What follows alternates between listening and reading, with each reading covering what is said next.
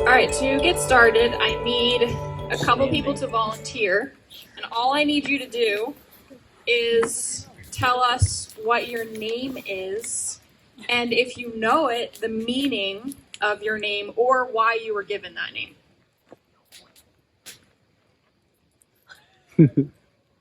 Go for it. My name is Teague. My parents liked it, and after the fact, I found out it meant poet. Means poet, Teague, and it means poet. Okay, your parents liked it. Anyone else? A couple other people. My name is Lindsay. It's actually the surname of my great-grandfather and family, because they're Scottish. So Alexander, Lindsay, last name. They were missionaries, and he was a preacher forever until he was really old. So I was named after him. I actually don't entirely know what it means. All right, cool. So we have a cool thing to look up. Lindsay, family name, long history there. Like two other people. Okay, my name is Patricia. You guys know me by Pat. My dad had already picked it out looking at my mom. Wow. And Patricia means Noble. Okay, cool. Tell somebody, yeah, go ahead. I want to pick two. First name is Damaris, the other is Cherish. Sure.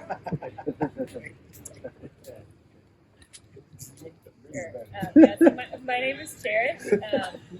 My parents picked that because when my mom was pregnant with me, it was a somewhat complicated pregnancy. She was on bed rest with me for 7 months. She had actually lost the pregnancy before my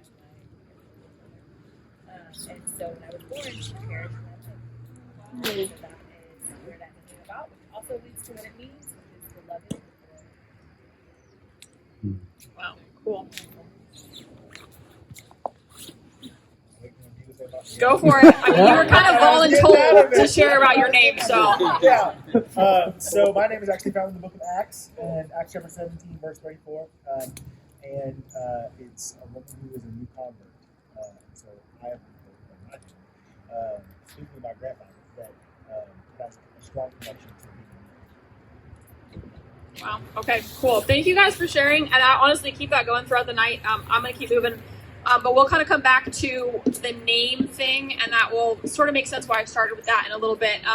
My name is Johanna Ruth Beachy. Johanna, so it's like a European female version of what was originally a Hebrew name, which you commonly would hear as John. So it means God is gracious. I think my parents read it in a book and liked it. I'm pretty sure that's the only reason I'm called that. Ruth, they named me that. They gave me that middle name because of a lady that they knew, and they loved the way that she followed Jesus. So that is just, they were like, this is someone that we would like our kids to be like. Like we want our children to have a relationship with Jesus like that. And Ruth, I just looked this up because I had never checked before. It means compassionate friend. So there you go. I wanted to start out with names, and we'll kind of come back to that theme a little bit because it sort of ties into what we have been learning about and what we're going to start leaning into this month. So what we've been learning about together is this idea of a creative minority. And what we're starting to kind of dig in with that this month is the idea of community. And I want to just kind of like recap what that means, a creative minority. And what we're saying around that is that a creative minority is a Christian community in a web of stubbornly committed relationships knotted together in a living network of persons who are devoted to practicing the way of Jesus together for the renewal of the world. So a lot in there, right? So we were taking our time and we're really like leaning in and learning about that. And what we're going to be digging into this month is community, which you could define a lot of different ways. There's a lot of definitions out there for that word. I don't know if this is like a millennial thing that I do or an American thing or a kids pastor thing, but I like to make up my own definitions for words and put it into my own words, not like changing the meaning, but just like, here's how I would phrase it. Here's what I would say. So this is like the Johanna Beachy definition of what I would give us to say for community. It's just like a simple way of saying it. I would say that community is the people you know by name that you share life and death with. Right, so just kind of that as a starting place, that's what we're talking about with community. And what we get to do is look in Daniel 3 at this example, real life example, of this small community of people and how they lived out what it meant to be in community and some of the ways that they actually practiced that and what it looked like. And then we'll keep going this month as we dive into that. So I do want to take some time before we get into Daniel 3 and just talk a little bit about context and just refresh the context of what's going on, because I am obsessed with the idea of context when we're reading the Bible, right? It matters so much if you understand what is the bigger picture, what is happening here. I feel like it's kind of like if you GPS something and you want to look at like where you're going and you zoom out. Does anybody do that? When you're like, you zoom out to see like what are the streets around it, what's happening around it. That's like what context looks like to me. And it matters so much when we're looking at a Bible story, when we're looking at a verse of the Bible to understand what is the bigger context of what's going on. Like it changes the meaning, right? And it helps us understand what's actually being said, which I'll give just a short little like real life example of why context matters so much and how it changes the meaning of you understanding what was just said. Part of my story is that I was a kids pastor for a few years up in New Hampshire. And like my favorite group to learn about the Bible with are preschoolers. Like absolutely favorite, like so much fun discussing and learning and asking questions and diving into stuff with preschoolers. So I ran a preschool classroom like every Thursday night for a few years. I had like my regulars in there. I was usually the only adult in the room, but I would have like a crew of middle school and high school students who were helping me in that room with our preschoolers. And we had regular preschoolers, like they were my buddies, they were my friends. So this one Thursday night, I'm in the room, I'm getting our craft stuff ready. It's like free playtime going on with our kids in there. Like the students are running everything, they're good, they've got it going, and I'm getting our craft supplies ready. So I'm focused on that. And one of my preschool friends comes over, Greta, I think she was about 4 or so at the time. And she comes over and she's like trying to get my attention. So she's like pulling on my shirt or something like that. And I'm like busy, I'm trying to get stuff done. I'm not really paying close attention to her. So I'm sort of like, just a minute, Greta, like, and she like tugs again. And then I just hear this little, like really high pitched Greta voice, Miss Johanna, can we read the naked book? So I'm like, okay, she has like my full attention now because like, what did you just say? So I turn to look at her and she's holding up this like children's Bible storybook board book of the story of Adam and Eve. And she's holding it up and wanting me to read it to her. And I like, as soon as I saw that and understood the context of what the heck she was saying, it just all made sense. Like I'm understanding now what you're talking about, but I also want to make sure your parents have context about like what we learned about while we were in class tonight. Like the context of what's being said is really significant and matters and helps us understand what's going on. And I know we've been looking at Daniel. It's been talked about in some of our previous gatherings and celebrations together. It's been talked about in emails. If you've missed any of that, or you're like me and you can use refreshers, just kind of a reminder as we're getting into Daniel chapter 3 is where we're going to be, which we heard some of. What's been happening is that Babylonian Empire has come in. They've captured Jerusalem. They've taken, I think there's an estimate of about like 3,000 something people that they've taken captive and brought back to Babylon. So they've taken this group of people, they've brought them back to Babylon. And as a part of that group of people, there were specifically young men that they selected who would have been like in their early teens, like probably 13, 14, 15, somewhere around there that they selected to like particularly be like really assimilated into Babylonian culture, to like learn the language, get trained in the ways of the court, become like of service to King Nebuchadnezzar. And they were given Babylonian names. So Daniel, who the book is named after, was one of those guys. And there's 3 others that were named specifically in the book of Daniel who were part of that group. And they're Hananiah, Mishael, and Azariah. Now, as we look in the context, and we're going to be hearing more about like what happened in their story when we read Daniel 3, I just want to share about their names for a minute, because this is why I started with names. Like I was really, really struck by their Hebrew names Because as you read in this chapter, and I'm not going to read like the entire chapter right here, because there's a lot that happens in it, but it's a great read. I would definitely check it out. And actually, there's a really good video that you could watch that will tell you all about it. It's called Rack Shack and Benny. I feel like the millennials who grew up in church like absolutely understand what I'm talking about. It's the VeggieTales movie. This is like my favorite VeggieTales movie. But it's the whole story of Daniel chapter 3. So you should definitely check that one out. Rack Shack and Benny. But as you read this story in chapter 3, you're going to hear them referred to by their Babylonian names. So that was Shadrach, Meshach, and Abednego. But they had Hebrew names that they were given. They would have been given at birth, that their families would have known them by. And like a lot of cultures around the world, even now today in our history, like names had a lot of significance. Like it was more than just an individual thing. It was like your place in the family. It was like your place in society. It also had like significance in your relationship with God. Like it had spiritual significance. So their names were Hananiah, Mishael, and Azariah. And what they mean, Hananiah means whom Jehovah has favored. Mishael is who is what God is. And Azariah means Yahweh has helped, which is kind of cool when you hear the story of what happened. So chapter 3 picks up. They've been captured, they've been brought, they've been trained in the ways of Babylon. And as we enter chapter 3, King Nebuchadnezzar has decided to create like a golden statue, essentially. He's created this big, huge golden thing, set it up in this part of like the plain near Babylon, and he's telling everyone, he's made it a rule, made it a decree, that anytime anyone hears music of any kind, you're to fall down, go like point in the direction of this like statue, and you're to worship it. So he's set this as a decree, and everyone's doing it, right? Like it's the rule, it's what we've been told we have to worship, this is what we do. They're worshiping it, except for Hananiah, Mishael, and Azariah. They say no, and they don't worship it, and that gets noticed because it's visible and it's in front of other people, and they get brought to King Nebuchadnezzar.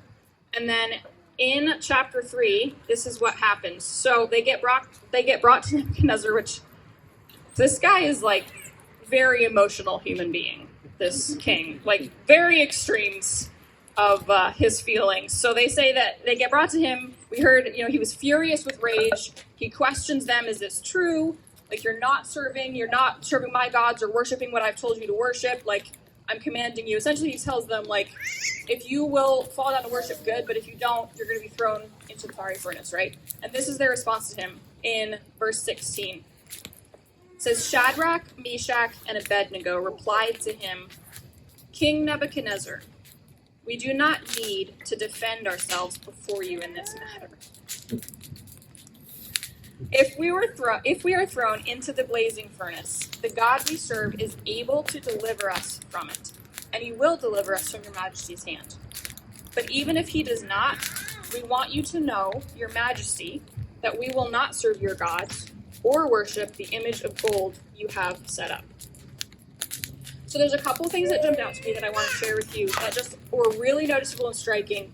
And I would encourage you, like, read this for yourself, think over it, like, see what else God might say to you this week in this passage. But maybe as I share some of what jumped out to me, there'll be something that is applicable for you and something that you hear as well.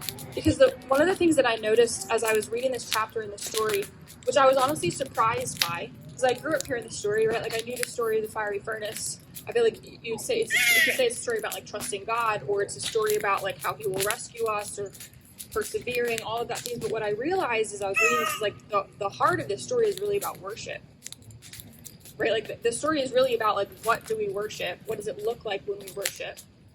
And as I was looking at this, I kind of was struck by the fact that, so yeah, these three Hebrew men, they very courageously and boldly said, this is who we worship.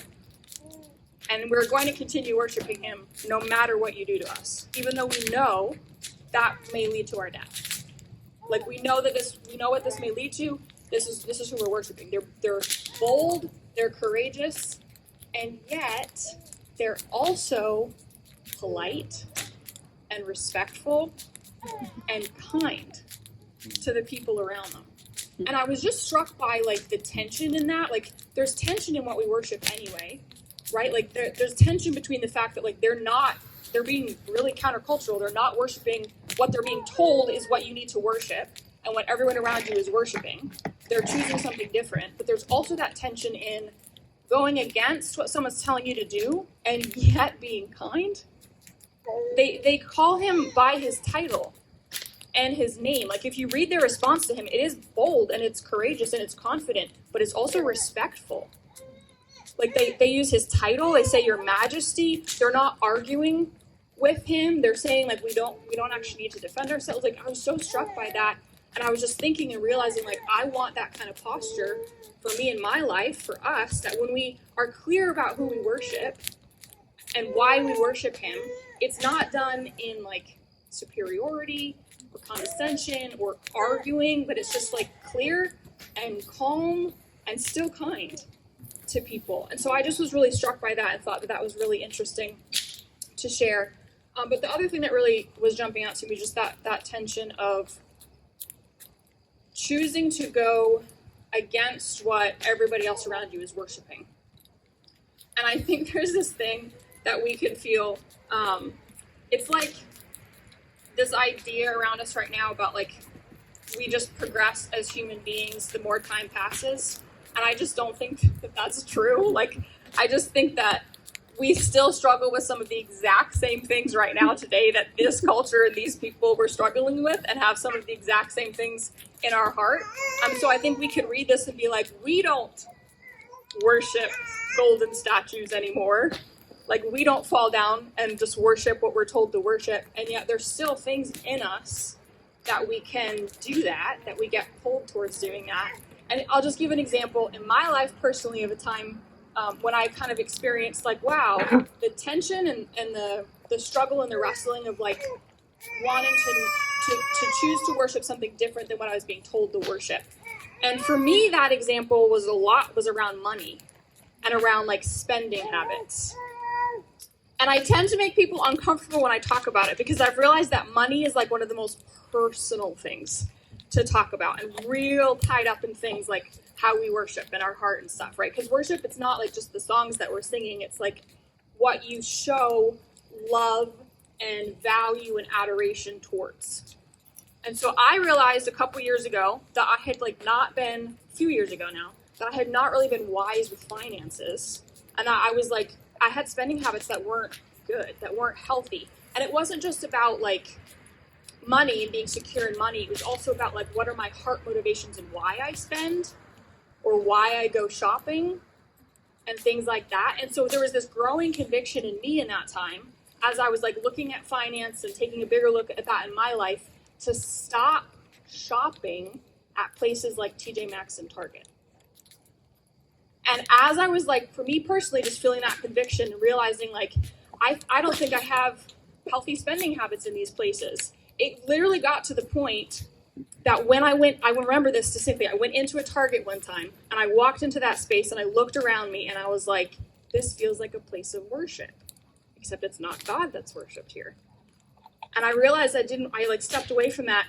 And the more I was like open and sharing with people as I was processing this, I was surprised that there was a lot of like, we don't like you telling us that from people. It felt like you can share Bible verses all the time, but do not tell me that I can't shop at Target. Like that's just like crossing a line or something for people. But I realized like, and for you, maybe it's not an issue of worship. For you, it might not be. In my life in that moment, I realized like this really is something that I need to just not say, like go along with the fact that like I'm being told, yeah, worship this, consume this, do this, but that I can actually gracefully and kindly towards others still say, no, like I'm not going to do that. And there's a tension there and there's a hardness in that. And I would encourage, like there's something that all of us have that we can examine about what is that tension that we've been like maybe encouraged to worship, something that we don't have to be worshiping. So the other thing, last thing I'll say that jumped out for me as I was reading through chapter 3 there was just like kind of what I started on was the names thing. And I think that's where I kind of would come back to like, especially as we're going to be leaning in over this month, this idea of community, I think there's something really significant about calling people by their name and knowing their names. And there's layers and layers in that, right? Like, it's one thing to know someone's name, but then as you start hearing the stories of, like, why were you given that name? What does that name mean? What does that mean for your family? What's the history behind that name? It's just a part of how we can be countercultural and choosing to worship God and yet still being respectful towards others and kind towards others. And so the like calling people by their name and knowing their name and the history behind it really jumped out to me as like a practical thing that we can do in our interactions with each other, and the way that they used his name. It just felt like that's a great way to honor and respect people while also being open and honest about what we actually worship. So the name thing really jumped out to me. So yeah, I hope that this is something that you can apply, that this is something that you resonate with. But I really would encourage, like, read that chapter this week, or watch the VeggieTales movie if you have kids, to bring it home for you and your family, and just kind of hear what God might be saying to you through that, and in that lesson that he has for us and what we worship, and how we can be kind and respectful to people in that. So that really is my hope, that all of us as a creative minority would be worshiping God in a way that it really invites people to come be a part of that it's not like condescending or off-putting in any way, but that it's respectful and kind and clear about who we worship and why. And as a community, that we actually invite people to like come be a part of that too. So I'm going to pray for you guys, and that's all I will have for this evening. Lord, I just thank you so much for each and every person who is gathered here. You not only know them by name, but have given them a name and call them your own. And God, I just pray that as we together are knit together in community, in a creative minority, Lord, that we would continue to lean in together into what that means. I pray that you would continue to give us courage and clarity about who you are and what it means to worship you, and to do that in a way that invites other people in. God, I just pray over these families and individuals as we go out this week, and what you would be speaking to us, what you continue to have in our hearts and in our minds as we go from here. And I pray that we continue to learn from you. We just thank you for this time and for this space, and mostly for who you are, and that we get the honor and the privilege of worshiping you and knowing you. I pray all of this in your name. Amen.